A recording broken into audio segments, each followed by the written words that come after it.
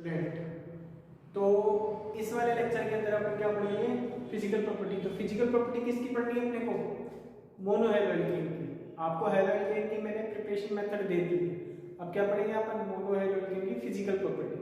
तो physical property में देखिए क्या है। फिजिकल प्रॉपर्टी में आपको ये समझना है कि वो किस किस तरीके से नेचर में बिहेवियर शो करता है। इसके बाद में केमिकल प्रॉपर्टी डालूंगा, तो केमिकल प्रॉपर्टी में तो केमिकल रिएक्शंस आएंगे। फिजिकल प्रॉपर्टी में ये है कि वो किस किस तरीके का बिहेवियर शो कर रहा है, किस तरीके का कलर दे रहा है, किस स्टेट के अंदर है, उसका melting point, boiling point, dipole moment, ये सब अपन पूरी चीजें इस फिजिकल प्रॉपर्टीज में देखेंगे। तो ये फिजिकल प्रॉपर्टी पूरा अकेला एक वीडियो है। वाटर में सॉलिबिलिटी, ये भी अपन यही देख लेंगे। तो ये जो चीजें हैं वो मैं आपको बता दूंगा, इसी लेक्चर में कराऊंगा। लेकिन आपको मैं बताऊं, जो मैंने इससे पहले प्रिपरेशन मेथड कराया था उसमें मैंने 2 या 3 प्रिपरेशन की मेथड छोड़ दी, तो वो मैं अभी कंप्लीट करा रहा हूँ। ये जो फटाफट देख लेना है ना। एक तो वहां पे हुंस डीकर रिएक्शन, क्या है वहां पे? हुंस डीकर रिएक्शन है। तो हुंस डीकर रिएक्शन ध्यान रखना कहाँ होती है आपके? हुंस डीकर रिएक्शन होती है आपके RC≡OH। वैसे मैंने छोड़ा तो इसलिए था कि मैं देखा आपको आगे वाले चैप्टर्स जो हैं, कार्बोक्सिलिक का चैप्टर आएगा आगे तो मैं वहां बताता था, लेकिन और एमीन में आएगा एक रिएक्शन, तो एमीन की और एक कार्बोक्सिलिक की, तो मैं वहां बता देता। लेकिन अब यहीं करा देते हैं। कुछ बच्चे बोल रहे हैं कि सर 1-2 रिएक्शन छूट गई, तो वो मैं यहीं करा देता हूँ, है ना, ताकि कोई वो नहीं रहे कि हमने कुछ पीछे छोड़ा है। ठीक, तो देखो इस रिएक्शन को आप क्या कराते हो? Br2CCl4 की प्रेजेंस में कराते हो। किसकी प्रेजेंस में? Br2CCl4 की प्रेजेंस में। तो होता क्या है? RC यहाँ बन जाता है RBr, एक Br इसके जगह लग जाएगा, तो एक AgBr निकल जाएगा। समझ में आ रही है बात? AgBr निकल जाएगा, प्लस साथ में क्या बनेगी? CO2। तो ध्यान रखिए, कार्बन कम करने की रिएक्शन, मैं फिर बोल रहा हूँ आपको, कार्बोक्सिलिक का सिल्वर सॉल्ट बनाओ और एक कार्बन कम करके एल्किल ब्रोमाइड बना दो, तो ये मोनोहैलोजेन बन गया आपका। समझ में आ रही है बात? उसके बाद में आपका लिखे ट्रिल्डन रिएजेंट से, ये बड़ा फेमस है। ये दोनों रिएक्शन फेमस है, ध्यान रखना। ये एग्जाम में आई हुई है, IIT नीट दोनों बार पूछ चुका है इसको। ये ट्रिल्डन है ना। ट्रिल्डन के अंदर ध्यान रखना, ट्रिल्डन होता है NOCl, इसको बोलते हैं ट्रिल्डन अभिकर्मक, और नाम होता है नाइट्रोसिल क्लोराइड। क्या होता है? Nitrosyl chloride. ध्यान रखना क्या होता है? नाइट्रोसिल क्लोराइड इसका नाम है। अब होता क्या है, आप यहाँ पे 1 डिग्री एमीन लो, इस तरीके से एक एमीन लो, उस एमीन की रिएक्शन कराओ आप इसके साथ NOCl के साथ। तो NOCl के साथ देखो इस तरीके से रिएक्शन, NOCl के साथ रिएक्शन कराओगे, अब बनता क्या है तो वो सुनना। मैं इसको इस तरीके से लिख रहा हूँ खोल के, NOCl। समझ में आ रही बात? अब होगा क्या? देखो ये वाला तो H2O ये निकल जाएगा, इसको क्या हीट देना पड़ेगा यहाँ पे इस NOCl। इस NOCl को यहाँ लिख दिया मैंने खोल के, ठीक है। तो एक तो क्या निकलेगा आपका H2O, समझते रहना। एक आपका क्या निकलेगा? N2, देखो ये N2 निकल गया आपका, ठीक। और दूसरा क्या निकलेगा आपका? R और Cl, तो ये देखो RCl बच जाएगा। बात है समझ में? एक रिएक्शन ही ट्रिल्डन रिएजेंट के साथ है, नाइट्रोजन क्लोराइड के साथ, याद रखना है, ठीक है। फिर उसके बाद देखो एक रिएक्शन जो ये है कि एल्कोहल की है, कि एल्कोहल के अंदर जब आप P+H2 के साथ, मतलब ये रेड फास्फोरस और H2 के साथ जब आप रिएक्शन कराते हो, तो इसका प्रोडक्ट बनाने में कई लोगों को दिक्कत आती है। तो दिक्कत किस चीज की है? तो एक बार खुद सोचो। मैं आपको बताऊं तो फास्फोरस की वैलेंसी होती है +3, ठीक है। हैलोजन की कितनी होती है? -1, तो ये इधर ये इधर, तो क्या बन जाएगा? PX3, है ना। PX3 फॉर्मूला बनेगा, मतलब इन दोनों को मिलाने से PX3 बनेगा। तो अब खुद दिमाग लगाओ इस रिएक्शन में होगा क्या, तो सुनना। इससे बनेगा PX3 बनेगा। देखो PX3 इस तरीके से लिख सकता हूं। अब ये क्या है? एल्कोहल है, तो एल्कोहल के यहाँ 3 पार्ट ले लो, ROH और ROH। बोलो बात आती है समझ में? ROH आता है। तो देखो ये वाला जो है x पे माइनस माइनस माइनस, ये माइनस, ये प्लस प्लस प्लस, क्योंकि एक माइनस आ रहा है तो एक प्लस इस पे आएगा, एक माइनस इस पे आ रहा है तो एक प्लस, और एक माइनस आ रहा है तो एक प्लस। और इसको थोड़ा OH माइनस, ये प्लस, OH प्लस, ये माइनस, ये OH माइनस, ये प्लस। तो ये 3 R प्लस, ये 3 X से जुड़ जाएंगे, तो ये प्लस माइनस में अट्रैक्शन होता है, तो ये बन जाएगा आपका 3RX प्लस आपका प्रोडक्ट क्या निकलेगा? देखो 3 तो OH यहाँ से, और ये 3 प्लस इज 3। इसको मैं कुल मिला कैसे लिख सकता हूँ HO3PO3।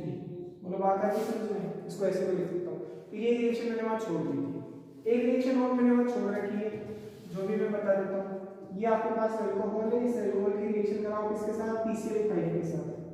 तो ध्यान रखना जब भी PCl5 की कहीं भी रिएक्शन कराओगे ना तो P और Cl3 अलग निकल जाता है, ठीक है। प्लस क्या निकलेगा आपको? RCl और प्लस से क्या निकलेगा? HCl। तो इस तरीके से मैंने सारे रिएक्शन मेथड करा दिए आपको हेलोकेन। अब कुछ भी नहीं बचा, ठीक है। आपकी NCERT, RBSc, ICSE सारी रिएक्शन में पढ़ा दी इसमें, ठीक है ना। तो अब अपन क्या करेंगे? फिजिकल प्रॉपर्टी देखेंगे। देखो कौन सी प्रॉपर्टी? Physical properties. अब फिजिकल प्रॉपर्टीज में आपसे सबसे पहले पूछता है इसकी स्टेट। तो अधिकतर मैं बताऊं लोअर हेलोएल्केन जो होते हैं ना वो होते हैं गैस, ठीक है। और जो ज्यादा भारी होते हैं, जो मतलब मोलिकुलर वेट बहुत ज्यादा होता है, वो सब मिलते हैं आपको लिक्विड। और वो बहुत ही ज्यादा भारी होते हैं वो होते हैं आपके सॉलिड। समझ में आ गई बात? दूसरी चीज तो ये अधिकतर ये गैस फॉर्म में भी मिलते हैं आपको, ठीक है, सॉलिड फॉर्म में भी मिलेंगे और लिक्विड फॉर्म में भी, ध्यान रखना, ठीक है। अधिकतर ये कलरलेस होते हैं, इनमें कोई कलर नहीं होता। तो ये अधिकतर कैसे हैं सर? कलरलेस। ये अधिकतर कैसे होते हैं? कलरलेस। लेकिन मैं बताऊं सनलाइट की प्रेजेंस में, किसकी प्रेजेंस में? सनलाइट की प्रेजेंस में आपके RBr और RI जो होते हैं ये अधिकतर ध्यान रखना हल्के पीले रंग के होते हैं। कैसे? हल्के पीले। RI और RBr आपके पीले रंग के मिलेंगे सनलाइट के प्रेजेंस में, बाकी सब कलरलेस होते हैं। अभी बात समझ में? ये ध्यान रखना इनको जब जलाते हैं हेलोएल्केन्स को तो ये ग्रीन फ्लेम के साथ जलते हैं। किसके साथ? ग्रीन फ्लेम के साथ जलेंगे, मतलब नीली ज्वाला के साथ। ये रंगहीन होते हैं, सब सूर्य के प्रकाश में हल्के पीले दिखते हैं। हल्के पीले आपको ये दोनों दिखेंगे। गैस सॉलिड लिक्विड फेज के अंदर होते हैं, ये भी ध्यान रखना है आपको। और साथ ही ग्रीन फ्लेम। अब ग्रीन फ्लेम में ये जो टेस्ट होता है इसको बोलते हैं बेलेस्टाइन टेस्ट। कौन सा टेस्ट? बेलेस्टाइन टेस्ट। ध्यान रखना मैं लिख रहा हूं यहाँ पे बेलेस्टाइन टेस्ट। इस बेलेस्टाइन टेस्ट के थ्रू ये क्या होता है कि हेलोएल्केन को जब गर्म किया जाता है तो ये ब्लू फ्लेम के साथ चलते हैं। ध्यान रखना, इतना सा आप तो ध्यान रखो बस। आगे बात समझ में? दूसरी चीज है, अगली चीज, ये सारे के सारे नेचर में पोलर होते हैं। कैसे होते हैं? पोलर। पोलर। अब पोलर वर्ड का मतलब समझना। पोलर का मतलब है उसमें डाइपोल मोमेंट होगा। क्या होगा? Dipole moment. डाइपोल मोमेंट होगा, ठीक है। Dipole moment. अब डाइपोल मोमेंट होता क्या है? तो डाइपोल मोमेंट में आपको बताऊं एक वेक्टर क्वांटिटी जिसको बोलते हैं Q × D। ये होता है आपका डाइपोल मोमेंट। पोलरिटी चेक करने का तरीका क्या है? Dipole moment. देखो डाइपोल मतलब दो पोल बन रहे होंगे, तो दो पोल का मतलब एक प्लस का बनता होगा और एक माइनस का। तो जैसे मान लो आपको मैं ये दे दूं CH3F, तो समझना क्या होगा? फ्लोरीन की इलेक्ट्रोनेगेटिविटी ज्यादा है, जब फ्लोरीन की ज्यादा है तो ये खींचेगा और ये खींचेगा तो इसमें माइनस और इसमें क्या आ जाएगा? प्लस। तो देखो आप धीरे धीरे चीज ये सोचो कि फ्लोरीन पे माइनस आ गया, CH3 पे प्लस आ गया। क्यों? क्योंकि यहाँ पे क्या है? ये डाइपोल मोमेंट का लफड़ा है। किसका लफड़ा है? डाइपोल मोमेंट का, दो पोल्स। आई बात समझ में? तो डाइपोल मोमेंट बन गया। तो अब डाइपोल मोमेंट को म्यू, ये वेक्टर क्वांटिटी है, अब ये पोलरिटी चेक करने के लिए पता करते तो ये अभी पोलर है। कैसा? ये पोलर। अब इसमें कौन क्या है इस फॉर्मूला में बताता हूं। देखो म्यू डाइपोल मोमेंट है, क्यू क्या है? यहाँ पे चार्ज है। क्या है? चार्ज। क्या है यहाँ पे? चार्ज, ठीक है। डी क्या है? यहाँ पे डिस्टेंस है। कौन सी डिस्टेंस है? तो इन दोनों के बीच किसी भी एक चार्ज का मैग्नीट्यूड, ठीक है, चाहे वो प्लस का हो या माइनस, मैग्नीट्यूड अपने आप प्लस होगा हो जाएगा, और इन दोनों के बीच का डिस्टेंस। तो इन दोनों का जब मल्टीप्लाई करोगे ना तब जाके डाइपोल मोमेंट निकल के आएगा। तो यहाँ से अब एक बार IIT ने क्वेश्चन पूछा हुआ है। क्या पूछा हुआ है? सुनना। IIT ये पूछा हुआ है कि CH3 आपको एक तो मैं दे दूं CH3F, ठीक है, एक में दे दूं आपको CH3Cl, एक में दे दूं आपको CH3Br, और एक में दे दूं आपको Br, और एक में दे दूं आपको CH3I। किसका डाइपोल मोमेंट ज्यादा होगा? तो तो अब आपके दिमाग में एक बात ये आती है कि डाइपोल मोमेंट का मतलब दो ध्रुव बनेंगे। द्विध्रुव आपको नहीं तो है डाइपोल मोमेंट, फिजिक्स में भी पढ़ा है, केमिस्ट्री में भी पढ़ा है। दो ध्रुव बनेंगे, दो ध्रुव का मतलब प्लस माइनस बनेगा, इसका मतलब आपके दिमाग में आती है खींचतानी होगी इलेक्ट्रॉन्स की, कौन कितना खींचेगा, तो आपके दिमाग में आता होगा फिर ये क्यों, क्योंकि इसकी इलेक्ट्रोनेगेटिविटी ज़्यादा है, आपके दिमाग में आती होगी। तो मैं ये बात आपको बता देता हूँ, जितनी ज़्यादा इलेक्ट्रोनेगेटिविटी होती है उतना ही ज़्यादा ध्यान रखना म्यू होता है, मतलब डाइपोल मोमेंट होता है। आई बात समझ, मतलब इलेक्ट्रोनेगेटिविटी डिफरेंस जितना ज़्यादा होगा ना, डाइपोल मोमेंट उतना ही ज़्यादा होगा। आई बात समझ में, क्योंकि चार्ज उतना ही बनेगा। लेकिन आपको मैं एक चीज़ बताऊँ, अब आपके अकॉर्डिंग यहाँ क्या होना चाहिए था, ये ट्रेंड होना चाहिए था। क्यों, क्योंकि इसकी इलेक्ट्रोनेगेटिव डिफरेंस ज़्यादा है, और ज़्यादा है तो ये पोलर ज़्यादा होगा, इसका मतलब डाइपोल मोमेंट ज़्यादा आएगा। लेकिन ये गलत है। आई बात समझ में, ये गलत है। अब गलत क्यों है तो सुनिए, गलत इसमें क्या, पहले तो क्या है गलत तो वो सुनना, सब ठीक है, लेकिन इसमें गलती बस इतनी सी कि यहाँ तो फ्लोरीन है और यहाँ क्या आएगा क्लोरीन, ये सही ट्रेंड है। अब ये क्या है, एकदम करेक्ट ट्रेंड है। अब ऐसा क्यों तो सुनना, जब डाइपोल मोमेंट निकालने जाते हैं तो चार्ज इनटू डिस्टेंस पे डिपेंड है।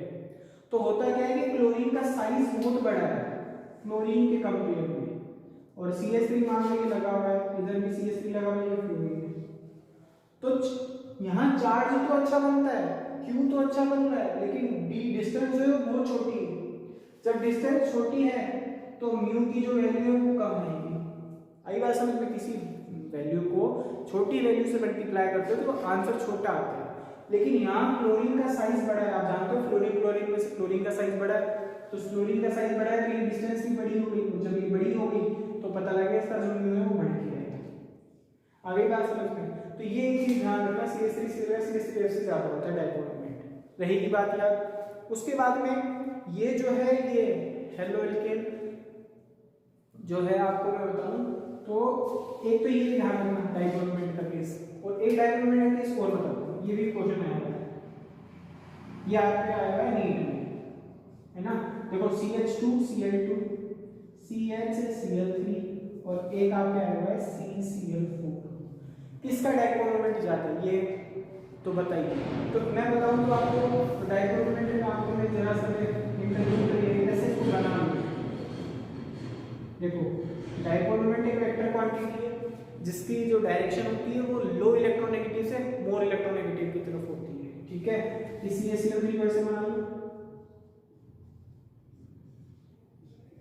और इस CCl4 को ऐसे बना लेता हूं, CCl और ये Cl। अब सुनना, यहाँ पे क्लोरीन इधर इलेक्ट्रॉन खींचेगा, ये इधर खींचेगा, तो इसकी कोई वेक्टर क्वांटिटी इधर निकल के आएगी, भाई ये दोनों वेक्टर जुड़ जाएंगे, परिणाम रिजल्टेंट इधर ही आएगा। लेकिन इसमें इसका रिजल्टेंट ये, इसका ये, तो ये तो एक दूसरे को कैंसिल कर देंगे, तो ये तो एक ही बचेगा, ठीक है। लेकिन यहाँ तो देखो ये चारों एक दूसरे को कैंसिल कर दिए, आ रही है बात समझ में। तो पता ही लगेगा कि इसका जो डाइपोल मोमेंट है वो सबसे ज्यादा है, तो इसका मतलब Cl2 का सबसे ज्यादा डाइपोल मोमेंट है, फिर CH3 का है, इसको क्लोरोफॉर्म भी बोलते हैं, तो क्लोरोफॉर्म का है, फिर पायरीन, इसको पायरीन भी बोलते हैं, ध्यान रखना पायरीन, ठीक है। तो इसको बोलते हैं CCl4। तो इस तरीके से क्या होगा, आपका ट्रेंड हो जाएगा। तो ये डाइपोल मोमेंट है, कर लोगे। उसके बाद में आपसे यहाँ क्या पूछता है, तो अब मैं डाइपोल मोमेंट आपको यही पढ़ा रहा हूँ, आगे आप डाइपोल मोमेंट खुद से ही अब आप निकालते रहना, ठीक है। वेक्टर क्वांटिटी और मैं बताऊं तो आपको डाइपोल मोमेंट जो है वो म्यू जो है वो आपके थीटा का इनवर्सली प्रोपोर्शनल होता है, ध्यान रखना इसके थीटा के। जैसे मैं बोलूँ आपको ऑर्थो है, एक मेटा है और एक पैरा सबजॉइंट है, तो ध्यान रखना पैरा वाले का थीटा ज़्यादा है, इसका मतलब उसका म्यू कम होगा। समझ रहे हो क्या मेरी बात कहने का मतलब। ये मान लो बेंजीन रिंग है, ये बेंजीन रिंग है, तो ये मान लो ये क्लोरीन, ये क्लोरीन, एक मैं बोलूँ आपको ये देखो ये क्लोरीन और ये क्लोरीन, तो अब इन दोनों के बीच में देखो एक लाइन यदि मैं डालता हूँ तो 180 एंगल पे ही है, इसमें मैं एंगल डालता हूँ तो देखो ये सिर्फ आपके 60 डिग्री एंगल पे है, ये 60 डिग्री एंगल पे एक दूसरे से 60, ये 180 है। तो यहाँ थीटा बड़ा है, जब यहाँ थीटा बड़ा है तो इसका म्यू भी कम होगा, मतलब इसका डाइपोल मोमेंट कम होगा। समझ रहे हो बात। तो ये मेरे पास में पैरा है, ये मेरे पास ऑर्थो है, तो पैरा वाले का डाइपोल मोमेंट कम होगा। समझ गए बात। तो इस तरीके से मैंने पीछे भी आपको पढ़ा रखा है। ठीक है, अब आगे चलते हैं। उसके बाद देखो क्या करना है। कभी कभी आपसे यहाँ से सॉल्युबिलिटी पूछता है कि पानी में घुलेगा क्या। तो देखो सॉल्युबिलिटी के लिए आपको एक चीज ध्यान रखनी है, सॉल्युबिलिटी जब भी आएगी तो आपको ये मान के चलना है कि उसको पानी में घोल रहा है। किसमें? पानी में घोल रहा है। पानी में घोल रहा है तो आप खुद दिमाग ये लगाओ कि पानी में घुलने के लिए पहली कंडीशन ध्यान रखना, हाइड्रोजन बॉन्डिंग होनी चाहिए। क्या होनी चाहिए? हाइड्रोजन बॉन्डिंग होनी चाहिए, सीधी सी बात। और दूसरा क्या होना चाहिए? वो पोलर होना चाहिए, मतलब उसके म्यू की जो वैल्यू है वो जीरो नहीं होनी चाहिए। मतलब जैसे CCl4 का सारा कट लिया था अभी एक दूसरे से, तो CCl4 के म्यू की वैल्यू जीरो आ गई, लेकिन यहाँ CCl4 मतलब ऐसा कंपाउंड ही पानी में घुलता है या ऐसा कंपाउंड ही वाटर में सोल्यूबल है जिसका म्यू इक्वल नॉन जीरो और हाइड्रोजन बॉन्डिंग रखता हो। समझ गए बात? तो मेरे को बताओ हेलोल्केन पानी में घुलेगा क्या? अब सर हमको कई को तो हाइड्रोजन बॉन्डिंग ही नहीं पता। तो हाइड्रोजन बॉन्डिंग के लिए पीछे जाके देखो भाई, GOC की वीडियो वो सब बता रखा है जियो हाइड्रोजन बॉन्डिंग है। फिर बताता हूँ, देखो हाइड्रोजन बॉन्डिंग होती है HF HO और He। ये जब तीन इस टाइप के बॉन्ड दिख जाए ना किसी कंपाउंड में तो वहाँ हाइड्रोजन बॉन्डिंग यूं मान के चलो, ठीक है। अब हेलोल्केन में ये सोचो इस टाइप की बॉन्डिंग है क्या? नहीं है। देखो कैसे, हेलोल्केन में है कार्बन और हेलोजन, यहाँ तो कार्बन हेलोजन की बॉन्डिंग है, HF HO में HN नहीं है, तो ध्यान रखना हाइड्रोजन बॉन्डिंग नहीं है, इसका मतलब ये पानी में भी नहीं मिलेंगे। तो ध्यान रखना जितने भी हेलोल्केन मतलब मोनो बाई ट्राई टेट्रा पेंटा जितने जो भी हेलोल्केन है ना वो पानी में नहीं मिलता। Haloalkane not soluble in water. Haloalkane जो है वो आपके HX जितने भी है मतलब RX, ये क्या होंगे? नॉट सॉल्युबल इन वाटर, तो ये पानी में नहीं घुलते हैं, ध्यान रखना। समझ गए बात? क्यों? क्योंकि इनके अंदर हाइड्रोजन बॉन्डिंग है ही नहीं। पोलरिटी तो है लेकिन हाइड्रोजन बॉन्डिंग ही नहीं है, तो पानी में कहां से घुलेगा? लेकिन ध्यान रखना एक एक्सेप्शन है, क्या? कि क्लोरोफॉर्म जो है CaCl3 कि पार्शियली पानी में घुलता है थोड़ा बहुत, क्योंकि क्या होता है क्लोरीन जो है वो कभी कभी पार्शियल हाइड्रोजन बॉन्डिंग शो करता है। मतलब हाइड्रोजन बॉन्डिंग बोलो ना तो ये लगभग ये चार चीजें दिखाती है। क्लोरीन भी कभी कभी दिखाता है हाइड्रोजन बॉन्डिंग, ठीक है, कभी कभी क्या दिखाता है, ये पार्शियल हाइड्रोजन बॉन्डिंग शो करता है, इसलिए पानी में घुलता है। तो एक्सेप्शन ये से याद रखना, ठीक है, सॉलिबिलिटी हो जाएगा। उसके बाद अपन बात करते हैं इसकी, मतलब आपको एक चीज और बोल रहा था, पोलर सब्सटेंस ही पोलर में घुलते हैं, ध्यान रखना, और नॉन पोलर में, मतलब ध्रुवीय पदार्थ ध्रुवीय में घुलता है और अध्रुवीय में घुलता है। ध्रुवीय जो है मतलब जिसके पास दो पोल है, प्लस माइनस के दो पोल है, वो प्लस माइनस के दो पोल से जुड़ जाएगा। क्योंकि खुद सोचो एक के पास प्लस माइनस है और दूसरे के पास नहीं प्लस माइनस है, तो एक का प्लस दूसरे के माइनस के पास जा रहा होगा, इसलिए जुड़ जाएगा। लेकिन नॉन पोलर कभी नहीं जुड़ता है एक दूसरे से, ये कहानी याद रखना। मतलब तेल को पानी में डाल रहे हो ना तो नहीं घुलता, क्यों? क्योंकि तेल अध्रुवीय, पानी ध्रुवीय है, क्योंकि पानी के पास H2O है भाई, H और OH, समझ गए? आगे चलते हैं। बॉइलिंग पॉइंट, कौन सा पॉइंट? Boiling point. अब बॉइलिंग पॉइंट की कहानी सुनना। बॉइलिंग पॉइंट बीपी है, ब्लड प्रेशर नहीं है, अरे ब्लड प्रेशर नहीं है भैया, ये बीपी है, ठीक है ना, बॉइलिंग पॉइंट। तो सुनो, बॉइलिंग पॉइंट में ये सोचना है आपको कि किस तरीके से मैं उस कंपाउंड को वेपराइज्ड करूं। तो देखो पूरी ऑर्गेनिक का एक ही कॉन्सेप्ट बताऊंगा, ठीक है, एक ही कॉन्सेप्ट बताऊंगा, कहीं नहीं मिलेगा ये कॉन्सेप्ट, सिर्फ एक कॉन्सेप्ट बताऊंगा, पूरी ऑर्गेनिक का बॉइलिंग पॉइंट आप निकालोगे। अब आपको ये नहीं है कि बॉइलिंग पॉइंट की वैल्यू याद करनी है, जैसे पानी का याद कर रहा है 100 डिग्री सेंटीग्रेड पर वो बोलता है, तो ऐसे सबकी याद नहीं करनी, आपसे सीक्वेंस पूछता है किसका किससे ज्यादा है, किसका किससे कम है, समझ गए? तो देखो बीपी चेक करने के लिए आपको सबसे पहले हाइड्रोजन बॉन्डिंग चेक करनी है। क्या चेक करनी है? हाइड्रोजन बॉन्डिंग चेक करनी है, बोलो कर लोगे?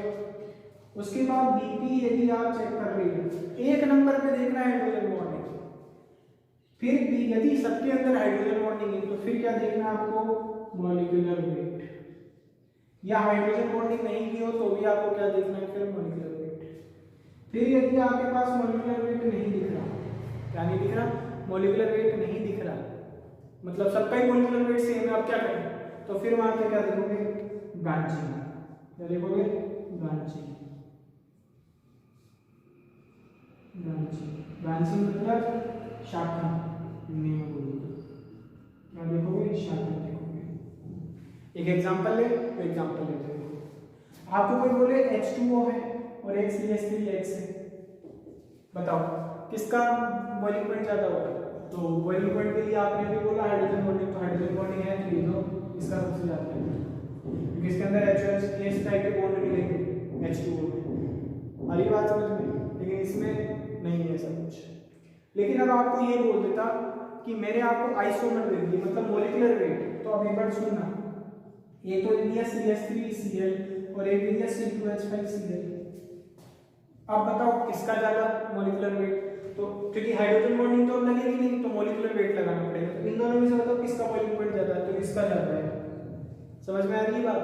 लेकिन अब मैं तुम्हारे को ऐसे बोल दूं, मैं तुमको H2O भी दे देता, क्या दे देता, H2O भी दे देता इन तीनों में, तो मैं बोलूं किसका ज्यादा, तो बॉइलिंग पॉइंट अब चेक करोगे तो आपको हाइड्रोजन बॉन्डिंग लगानी पड़ेगी भाई, चेक करने के लिए तो 1 2 3 ऐसे ही लगाना है ना, तो पहले हाइड्रोजन बॉन्डिंग लगाओ, तो हाइड्रोजन बॉन्डिंग लगाओ तो H2O का सबसे ज्यादा है, तो H2O ज्यादा है क्योंकि इसमें क्या है, हाइड्रोजन बॉन्डिंग है, समझ गए मेरी बात।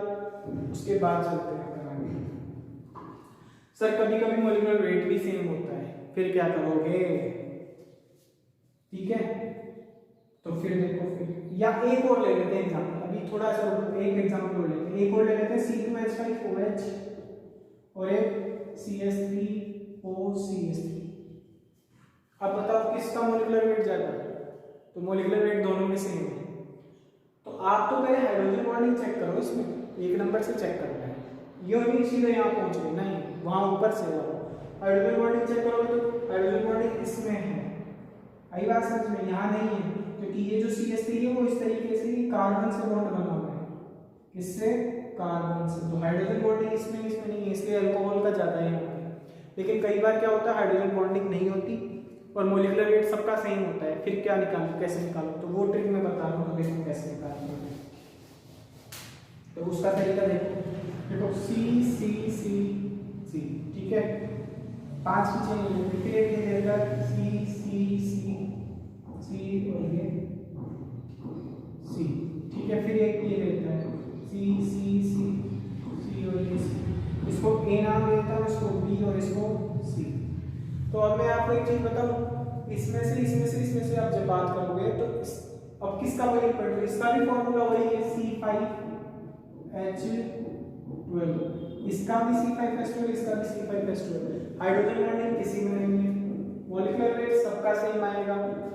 अब किसका हो गया, ब्रांचिंग, तो अभी ब्रांचिंग होती क्या है, तो मेन चेन एक सेलेक्ट करो, उस मेन चेन के आजू बाजू देखो साइड चेन कितनी निकलती है, जितनी ज्यादा साइड चेन निकलती है मॉलिक्यूल उतना ही छोटा हो जाता है, उसका सरफेस एरिया कम हो जाता है, सरफेस एरिया कम होने के साथ वान डेर वाल फोर्सेस वीक हो जाते हैं, इसलिए उसकी इजीली वेपर बन जाती है। अगली बात समझ में, अरे मैं ये कहना चाह रहा हूँ मेरे हाथ में आपको अटैक करना है, तो सबसे पहले उंगलियों पे अटैक पहले कर सकते हो या बीच में, तो उंगलियों पे अटैक पहले हो सकता है, जब उंगलियों पे अटैक पहले होगा इजीली, क्योंकि ये तो इसके बीच में है, तो जितना साइज छोटा हो जाता है ना, वो होता क्या है कि वो इजीली क्रिस्टल को छोड़ जाता है और ढीले बॉन्ड हो जाते हैं, जिससे वो इजीली उड़ जाता है।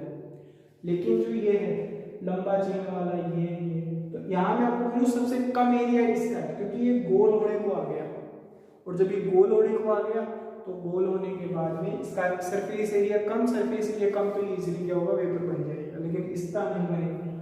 तो आपको मैं बोलूँ, और किसका सबसे ज्यादा बॉइलिंग पॉइंट, तो सबसे ज्यादा इसका, तो ए का सबसे ज्यादा, फिर बी का और फिर सी का, जितना साइज छोटा होगा, तो सुनना यहाँ ब्रांचिंग नहीं है, यहाँ ब्रांचिंग है किसकी, एक की, मतलब जितने सब्सट्रेट निकल रहे ना वो उसकी ब्रांचिंग है, यहाँ 2 की ब्रांचिंग है, 2 की ब्रांचिंग है, तो इसका मतलब जितनी ज्यादा ब्रांचिंग बढ़ेगी बॉइलिंग पॉइंट उतना कम हो जाएगा, तो इसकी ब्रांचिंग सबसे ज्यादा, तो इसका बॉइलिंग पॉइंट भी सबसे कम है। आई बात समझ में। मेल्टिंग पॉइंट के केस में भी यही ध्यान रखना, जितनी सिमेट्री होती है ना मॉलिक्यूल में उतना ज्यादा उसका बॉइलिंग पॉइंट होता है। तो बॉइलिंग पॉइंट की यदि मैं बात करूं तो इसकी सिमेट्री सबसे ज्यादा है।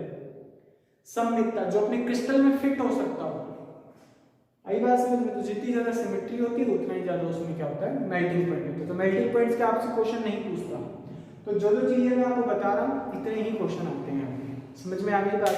तो अपन इस वीडियो को इतना ही करेंगे।